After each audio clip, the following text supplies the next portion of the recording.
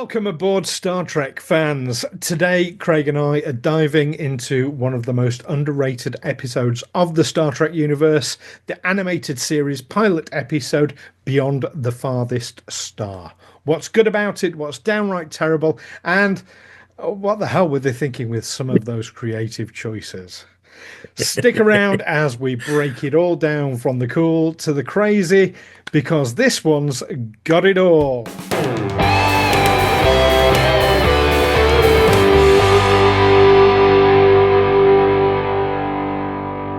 Hasn't it just, Craig? Definitely does. Definitely does. So welcome back, Craig. Beyond the Farthest Star. Do you know I keep having to remind myself that there are Star Trek fans out there, people who've been Star Trek fans for a long time who don't realize that the animated series exists.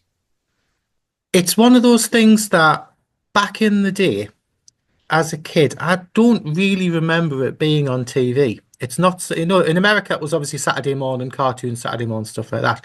In the UK, it was never really part of the rebroadcast in the late 70s, and also when they rebroadcast the original series at 6 o'clock on a Wednesday, like they did with Next Generation, Voyager, DS9, and all the rest of it. It was never really part of that. So a lot of Star Trek fans only really picked that up in the UK on home video or later on DVD and stuff. So it's something that I've never been that familiar with. I've watched it through once years ago, and to be fair, I was never that enamored with it. Stupidly so, because I'm rewatching some of the stuff. You think, actually, this is proper Star Trek. It really is, and I'm sure we'll be coming on and expanding more on that as we talk about what's good about it. Yeah, I think your story there reflects my story quite a lot. It wasn't until I was an adult that I actually watched it. I was sort of aware of it. I was aware that it existed as a thing, I'd and I seen remember, pictures of it in magazines and things like that more than anything. And, like your yeah. star logs and starbursts and stuff. And I got the DVD box set. And I think then I didn't bother watching it for a long time. It was very, filmation. So it was at a time when we were kids, like all the cartoons looked like that. Yeah, yeah. Top Cat or Boss Cat, as it was in the UK and things like that. Dick Dastardly. And that was our Saturday morning cartoons for the American stuff. Very much. But yeah, so filmation. Well, I always think of things like Jason the Wheeled Warriors, Ulysses 31, which I suppose were a lot. I suppose Ulysses was a bit more sophisticated. Anyway, that's not You're what gonna this say is. you're gonna say He-Man though, because that was the big filmation one when we were He-Man, younger. of course, yeah, and She-Ra. Yeah. Princess of Power. Yes. Oh, yeah. I Spin-off must say, tastic. loving the recent He-Man ones that came out in the last few years, Netflix, yeah. and She-Ra. Yeah, love the new She-Ra. It Anyway, sends you back, eh? Sends you back. it gets you. It really does. It proper grown-up storytelling. So the animated series, just for any of our viewers who are perhaps less aware of it, came out in 1973, which was a very good year for things to come out because it's when I came out. I mean, I didn't come out. I Yeah, was you were born. born. Okay. Yeah. Anyway, moving swiftly on from that. Moving swiftly. It was the first new Star Trek episode, obviously, for 4 years since it ended. First ever Star Trek sequel. Um, It yeah, was down to the fact that the original series was going into syndication and they were desperate for some new material that was going to provide new Star Trek without having to spend like hundreds upon hundreds of thousands of dollars rebuilding sets, re-employing everybody, for it's a big commitment for a new series. So mm, this was a quick way of getting new Star Trek on the air. absolutely. But it was no less sort of serious for, I mean, like you said, it is proper Star Trek. First of all, it's written by legendary sci-fi author Samuel A. Peoples, who wrote what we talked about last time. Where no man has gone before. Exactly. So, to have him back writing the pilot for this when he wrote that pilot, I think But is DC really Fontana, nice. was she the showrunner of the animated series? Oh, she was a story consultant. I know she was high up and her and making creative decisions as the series moved along. Definitely involved. Yeah. Oh, that's a really good question, Neil. Do you know what? I bet one of our listeners knows. So put a comment in below if you Keep know us the right.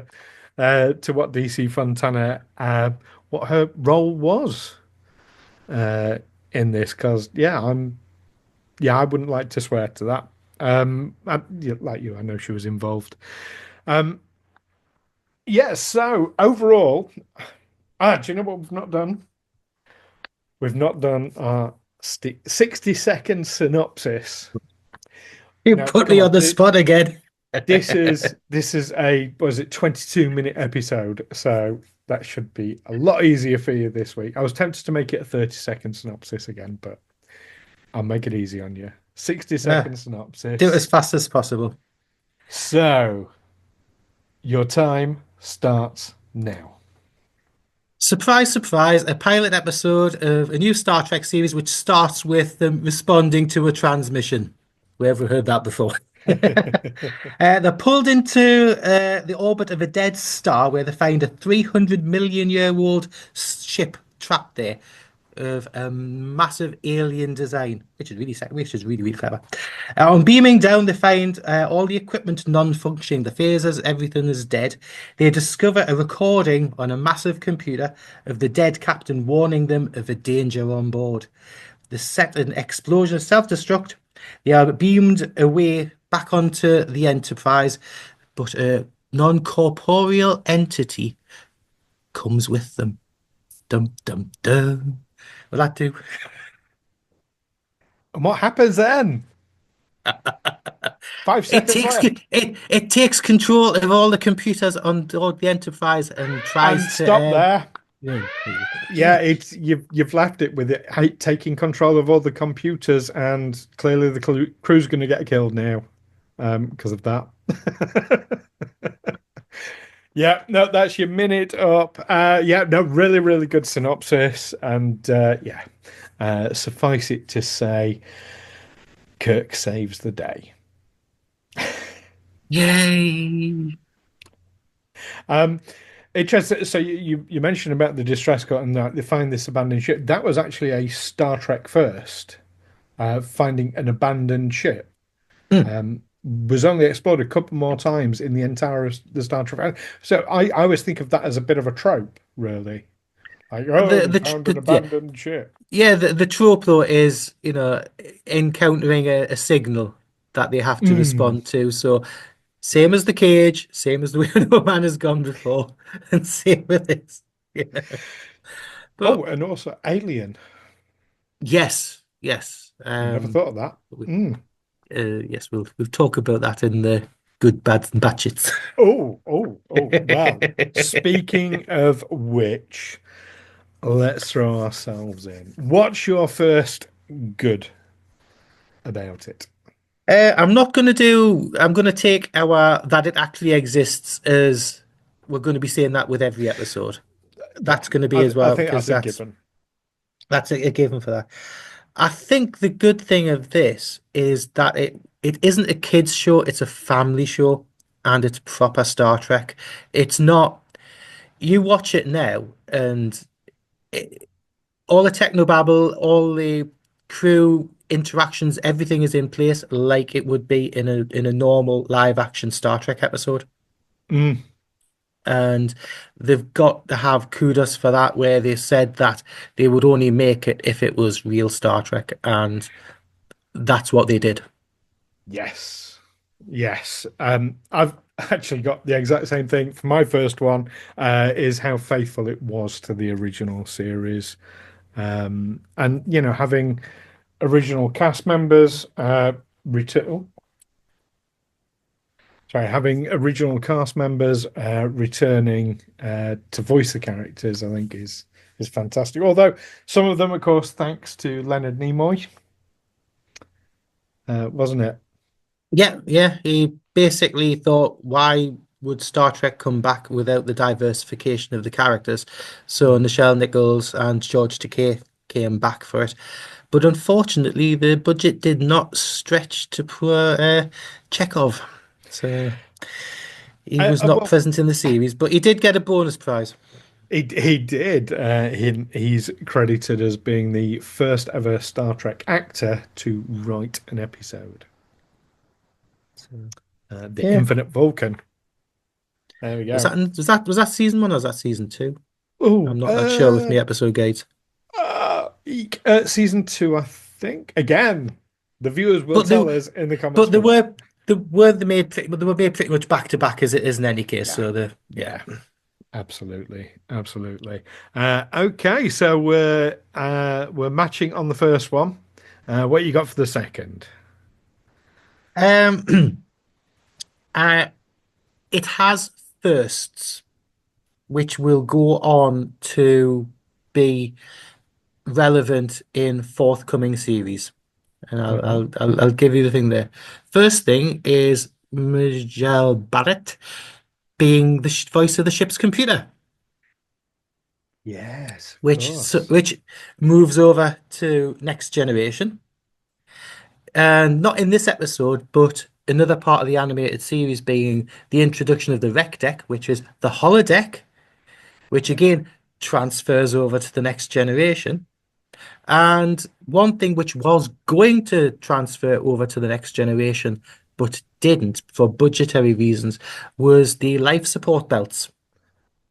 They were originally in the Bible of the Next Generation and in the plans, they were going to use those life support belts in there, so they would have the visual effect of the live action actors have the force field around them rather than doing a costume.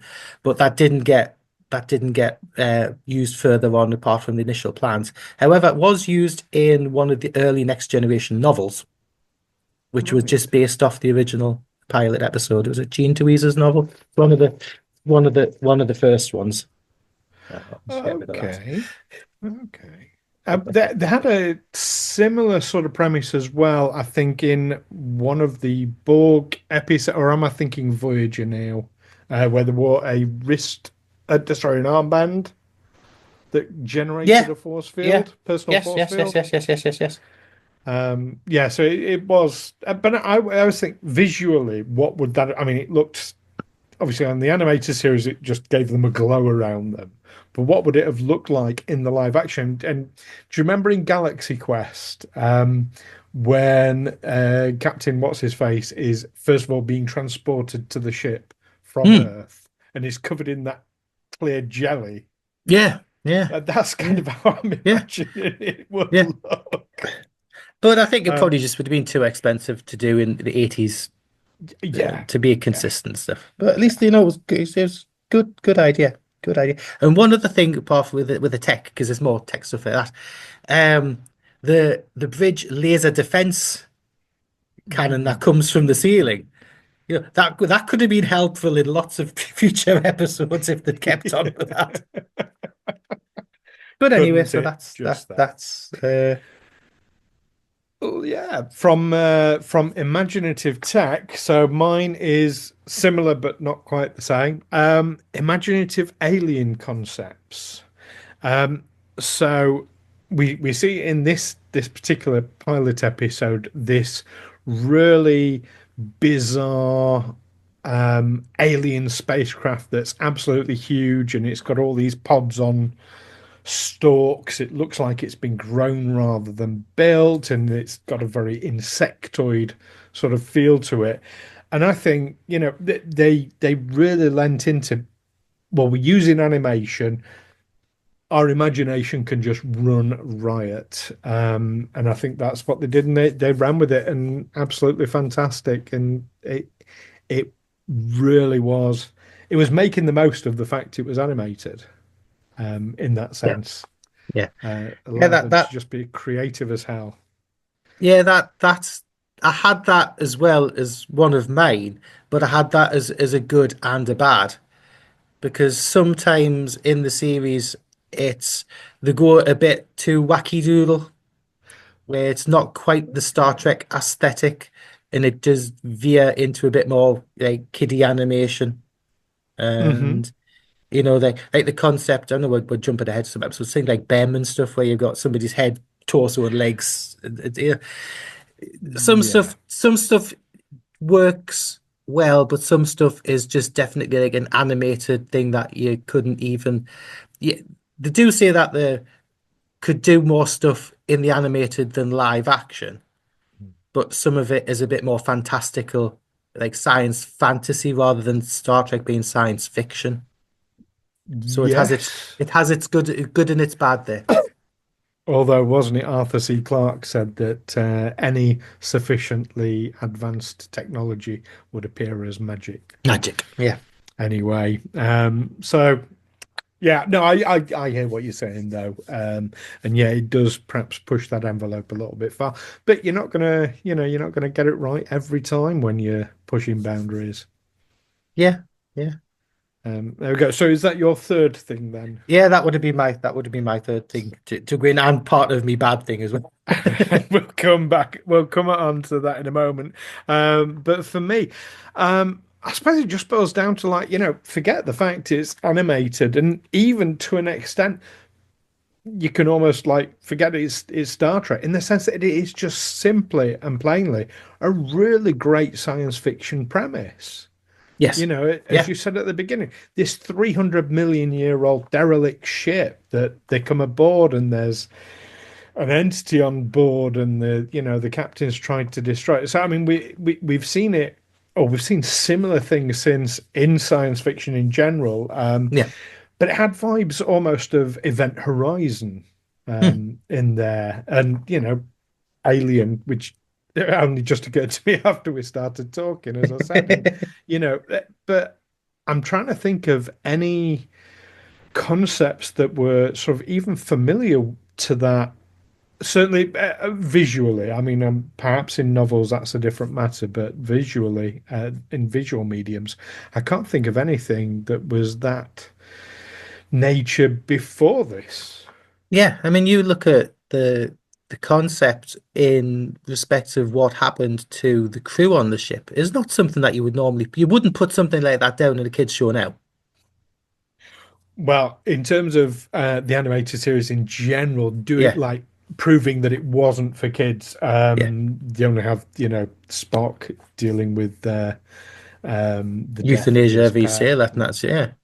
Yeah, exactly. It was, and it handled it. Just as a complete aside, I know we're not talking about that particular episode, but it dealt with death for kids in a brilliant way. I felt, really well balanced and thoughtful. It was very, very You intelligent. know, a family show that could spark discussion, which a lot of the best episodes of Star Trek back in the day, and even through Next Generation and stuff like that, family show where they can bring issues up and they're almost a safe space to be able to talk about life and Yes. aspects of life and, have conversations. Well, as a society, I think we've become far more polarized Yeah. since then, and it's made such debates much more difficult, I think. But that's a whole other. That's getting way off topic. So let's move on. Speaking of bad things,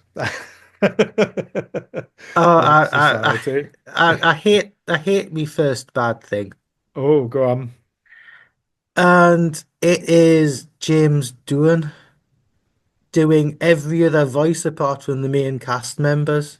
And he just sounds the same all the time. And it's like, oh look, there's James Doohan. Oh look, there's James Doohan. Oh look, there's James Doohan. And I mean, one of the worst things, and it's in this episode as well. Uh, Kyle, the transporter chief, he's doing a British accent for that, and it's just like, oh no, no, It's no, no. it's like a posh Dick Van Dyke.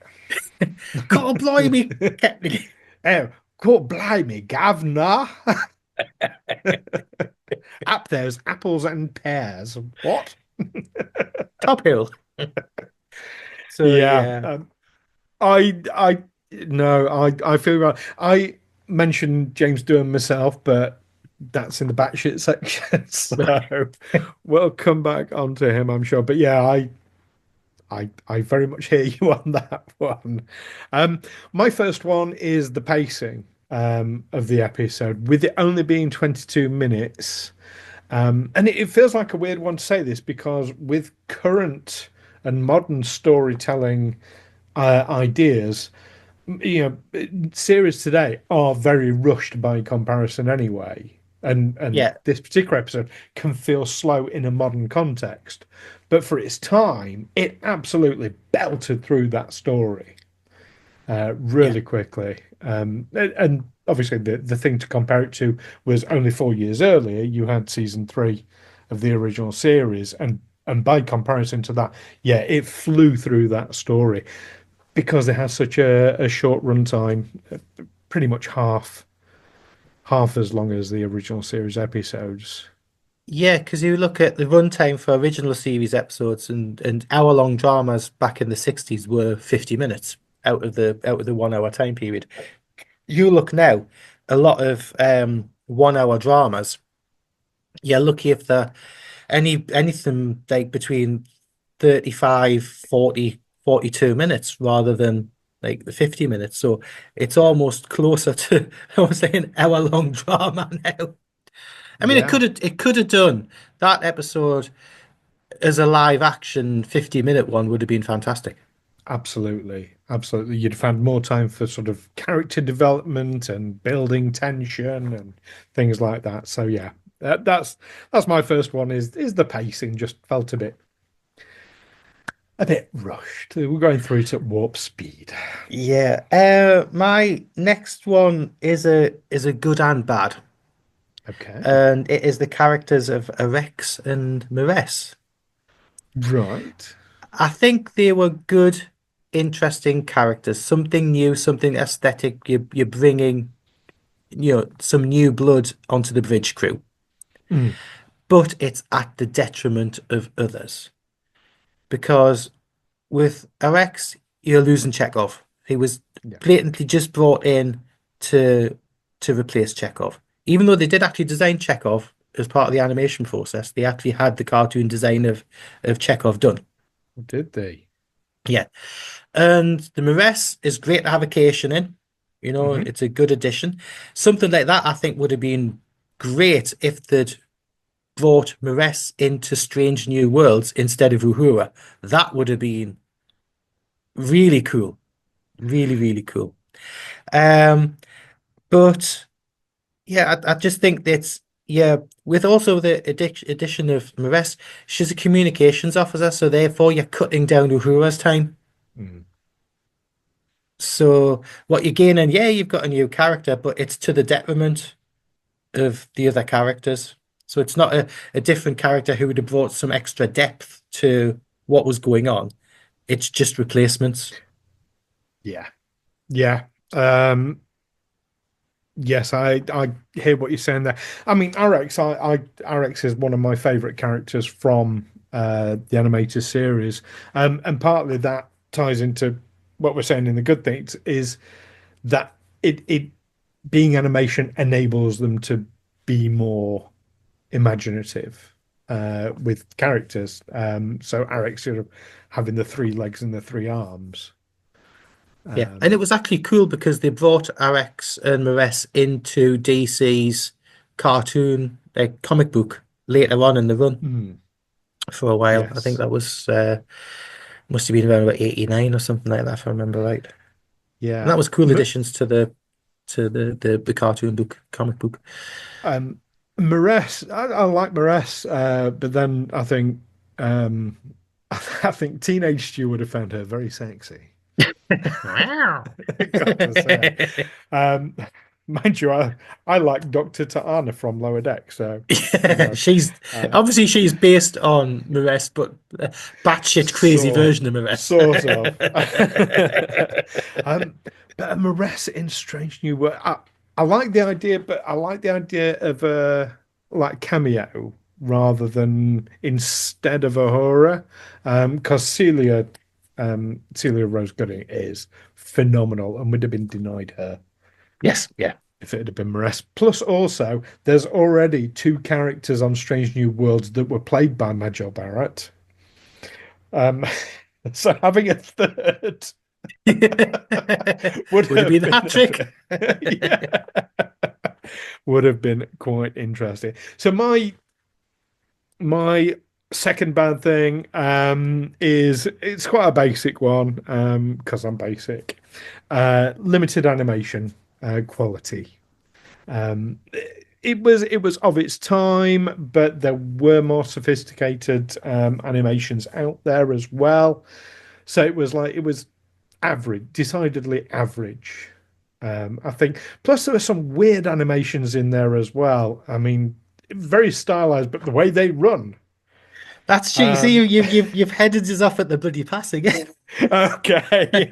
It's the stock footage of the animation of the running and then change it to the different direction. And there's the same music that goes with the running every time.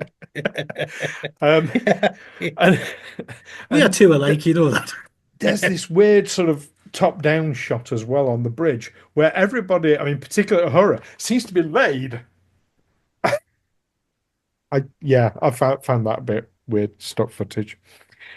Yeah, that's my second one is they could have done better with the animation, and I don't know if it was a budgetary limitation or It was a budget thing, and it was a standard practice with filmation. They did it right the way through with all of their shows, including like He-Man and stuff like that. They had lots of stock reactions that they could use all the time, and it's a similar thing that they did. Yeah, it's a similar thing that they did with the shots of the Enterprise in that, which is the kind of the idea that they had with Next Generation with ILM when they were filming, when they were doing Farpoint.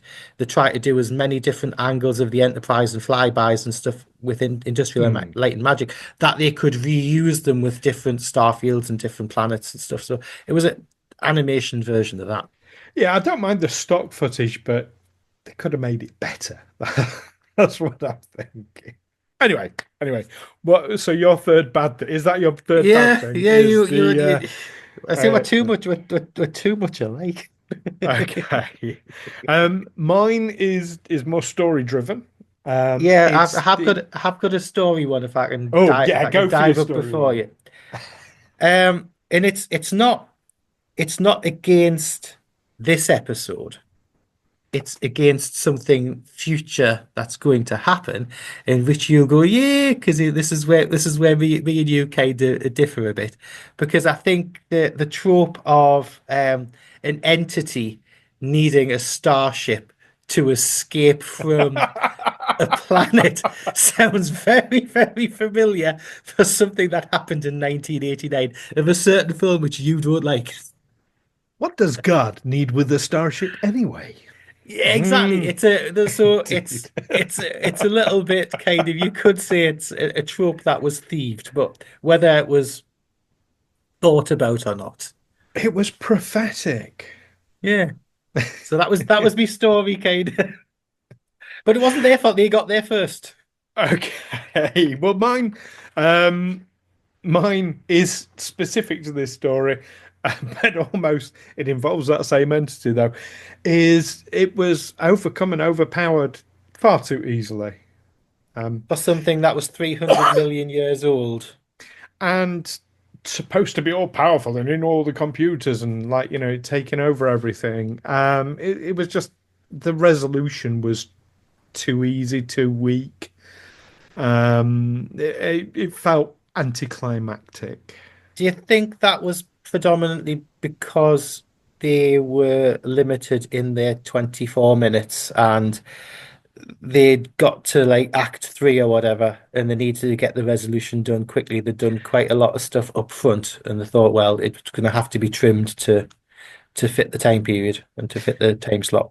But I'm gonna throw a technical thing out. It's actually a 5 act episode 5 acting. Okay. rather than a 3 act, which makes it even more like each act has to be minimal at best. And then you've got an epilogue after that as well.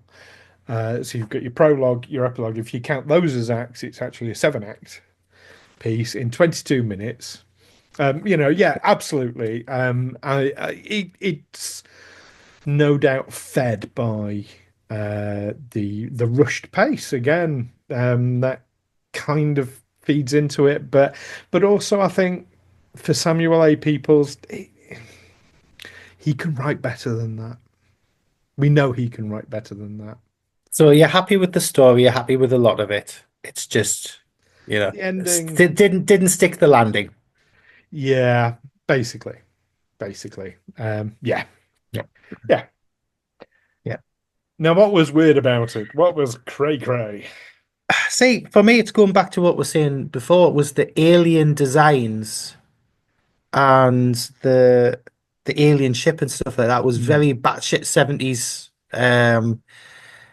It was a product of its time that was let's say it was to try and get something that was as big that they could never show on the live action series, and it just completely like whoa, not quite what we would have expected it as a standard animated series. yes. Well, my point earlier, I think on the good side was like more sort of universally they could be more imaginative. I do have this specific alien ship's really bizarre design as my first one as well. Yeah, and I think is this the first time we've come across insectoids in Yes, Star yeah, Trek as yeah, well? yeah, Um, I'm yeah. trying to No, think if that any were hadn't. mentioned in the original series, and I can't think of any. No. Yeah. Mm.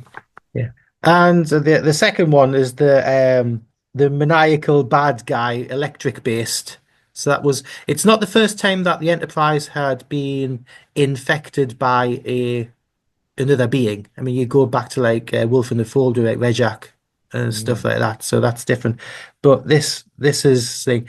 And the fact that it's batshit that this creature is 300 million years old. And it's so lonely. Don't leave me. And it's batshit, but also batshit that they trick it into leaving, Mm. and then they go on their merry way. So where's the probe or something that's got to be outside the system to warn people to not go there to Warning start void. it all again? Yeah. Yeah. Is that implied, or is it just batshit? Because oh yeah, we'll just let anybody else turn up and have to deal with exactly the same thing of what we've done with. Yep. That's a bit cray cray. But Yep. again, No, in the 24 minutes, they've probably not thought about it.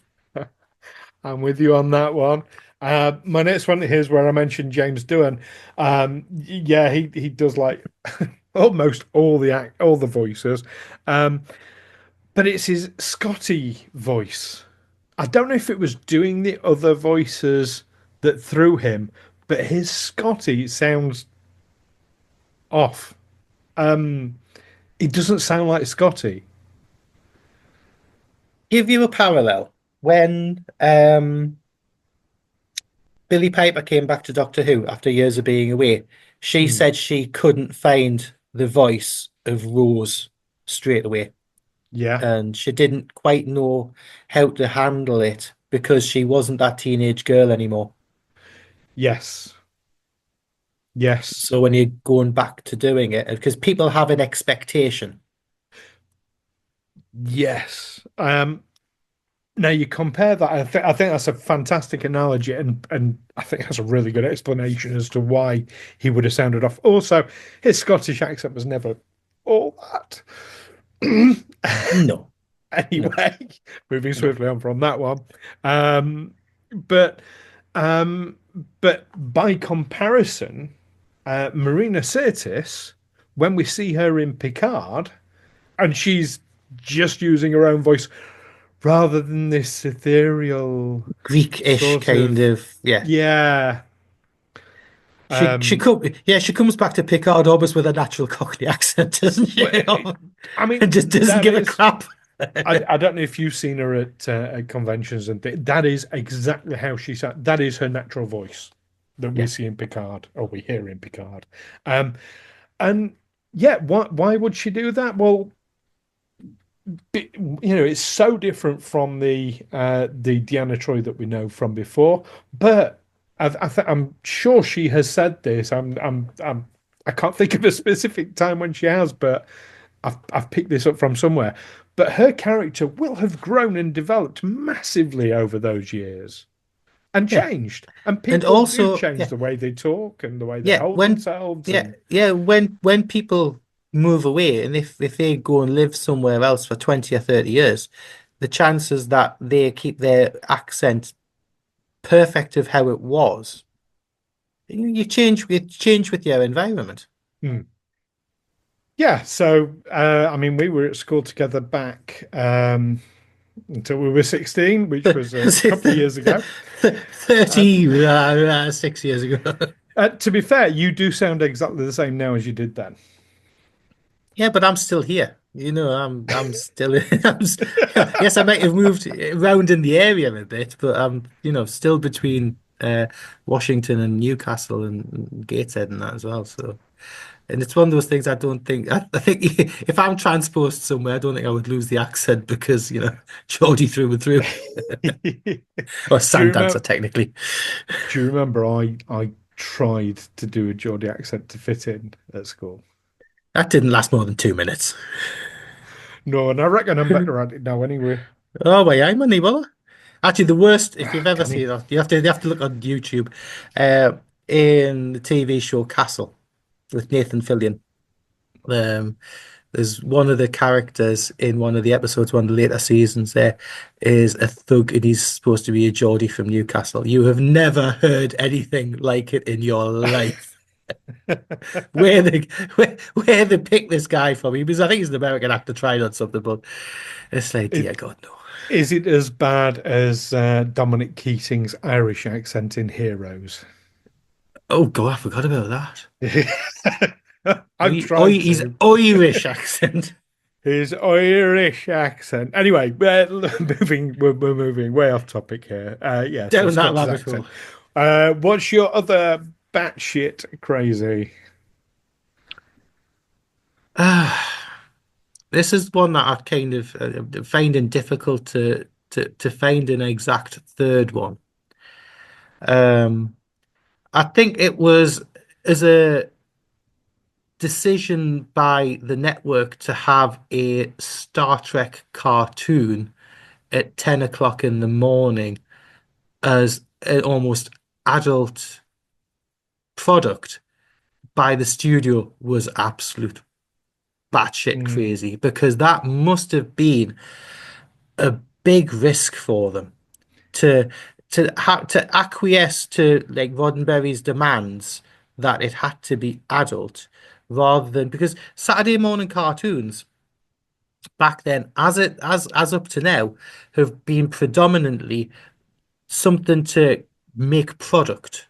mm, You go everything from, back to Transformers, back to He-Man and She-Ra, and loads of stuff like that, Mask and stuff like that, way back through the 80s, and it was all designed, for toy companies. Whereas this is a decision to bring something back um on its merits, not just to sell toys, and to mm. go for a family stroke more adult audience was crazy for them. Because where's the money? Yes, Megu were bringing toys out. Yes, it could have been, get some money through from that, but it was a brave and batshit decision to do what they did. Yeah, I can definitely see that. I mean, as a slight aside here, um, I always feel like Star Trek's completely missed out with the lack of toys. Like you said, there's the like, Mego action figures and the Corgi ships that fired little pellets and things like that. Yeah, I had the Um, Enterprise. but there was very, very little. Like compare that to Star Wars and the Kenner Yeah. products. Yeah, Star Trek always missed a trick on that one. I felt. But yeah, I think that's a fair comment. Mine is coming into this specific story again, and perhaps some of the writing. But Spock's suddenly able to communicate telepathically with at distance, and when the mind meld was had to be physical touch, that was an important aspect of the character. So that was a bit left field, and suddenly he can communicate telepathically at But range. it foreshadows something that.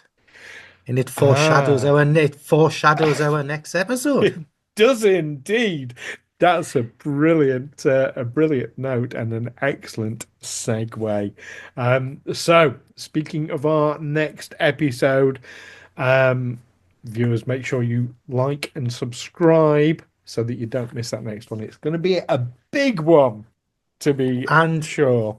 and we have a link as well to the animated series, a direct link to the motion picture as well, We do. with Alan Dean Foster. Because Alan Dean Foster did the books, the Logs series of books, novelizations of the animated series in the Right. 70s, Okay. which basically got him on board to do the job for writing the motion picture. There we go. Fantastic, fantastic. It's all seamless. It's Well, seamless. as you can get. Don't look for Like the giant. Don't look for the giant. like this YouTube channel, it is seamless. So viewers, what do you think of our picks for good, bad, and batshit crazy? Do you agree with them? Do you disagree? What have we missed? What would you have in place? Do let us know in the comments below. And like I say, make sure you like and subscribe. That really actually helps with our algorithms and helps get the channel growing phenomenally. And then we can produce even better and bigger content for you. So, yes, join us next time when we'll be going on mankind's greatest adventure. No, is it the mankind's adventure? No, I've forgotten the tagline now. What was the tagline? The human adventure is only just beginning. That's it. The human adventure. Yes, join us when we'll be going on. Oh, the beginning of the human adventure. Oh my God, that's terrible. You can tell that I don't pre-write these things, But can't you? on the poster, it had "There is no comparison." Oh, did it? Yeah, Comparison with what? I tell you, because look, it's on the t-shirt. Woohoo! There is no comparison. There you go. Fantastic. Right. There's our poster right there. Yeah, Fantastic. definitely no comparison. So join us next time for that. In the meantime, peace and long life. Live long and prosper, guys.